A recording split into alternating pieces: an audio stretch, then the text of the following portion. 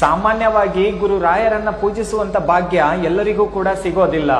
ಆದರೆ ಕಷ್ಟದಲ್ಲಿ ನೀವು ಇಷ್ಟಪಟ್ಟು ರಾಯರ ಮುಂದೆ ಒಂದು ದೀಪವನ್ನ ಹಚ್ಚಿ ನಿಮ್ಮ ಕಷ್ಟಗಳನ್ನ ನೀವು ಕಣ್ಣೀರಾಗ್ತಾ ಹೇಳ್ಕೊತಾ ಇದ್ದೀರಾ ಅಂದ್ರೆ ಎಷ್ಟೋ ಜನಗಳಿಗಿಲ್ಲಿ ಬದುಕು ಕೂಡ ಸಾಕು ಅನ್ನೋಷ್ಟು ನೋವುಗಳಿದೆ. ಏನಾದ್ರೂ ಮಾಡ್ಕೊಂಡ್ಬಿಡೋಣ, ಕುಟುಂಬದ ಮೇಲೆ ಪ್ರೀತಿ ಇರುತ್ತೆ, ಆದ್ರೆ ಈ ಕಷ್ಟಗಳಿಂದ ನಿಮ್ಗೆ ಬದುಕೋಕೆ ಆಗ್ತಾ ಇರಲ್ಲ. ಯಾರು ಮಾಡ್ತಾರೆ ಇಲ್ಲಿ ಜೀವನ, ನನಗಂತೂ ಆಗ್ತಾ ಇಲ್ಲ, ಎಷ್ಟೊಂದು ಕಷ್ಟಗಳು ಅಂತ ಕಣ್ಣೀರ್ ಹಾಕೊಂಡು ಏನೇನೋ ಮಾಡ್ಕೋಬೇಕಂತ ಯೋಚನೆ ಮಾಡ್ತೀರಾ. ಆದ್ರೆ ಒಂದು ಸತ್ಯವನ್ನ ನೆನ್ಪಿಟ್ಕೊಳ್ಳಿ, ಗುರು ರಾಯರು ನಿಮ್ಮನ್ನ ಖಂಡಿತ ಕೈ ಬಿಡೋದಿಲ್ಲ. ದಿನೇ ದಿನೇ ರಾಯರ ಪವಾಡಗಳು ಕೂಡ ಹೆಚ್ಚಾಗ್ತಾ ಇದೆ, ರಾಯರ ಭಕ್ತಾದಿಗಳ ಸಂಖ್ಯೆ ಕೂಡ ಹೆಚ್ಚಾಗ್ತಾ ಇದೆ. ಕಾರಣ ರಾಯರು ಅಷ್ಟೊಂದು ಅವರಿಗೆ ಒಳ್ಳೇದನ್ನ ಮಾಡ್ತಾ ಇದ್ದಾರೆ.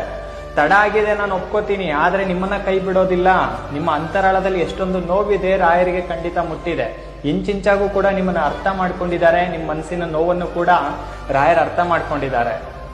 ಖಂಡಿತ ನಿಮ್ಗೂ ಕೂಡ ರಾಯರ ಅನುಗ್ರಹ ಆಗುತ್ತೆ. ನಿಮ್ಮ ಸಾಮಾನ್ಯವಾಗಿ ಗುರು ರಾಯರನ್ನ ಪೂಜಿಸುವಂತ ಭಾಗ್ಯ ಎಲ್ಲರಿಗೂ ಕೂಡ ಸಿಗೋದಿಲ್ಲ.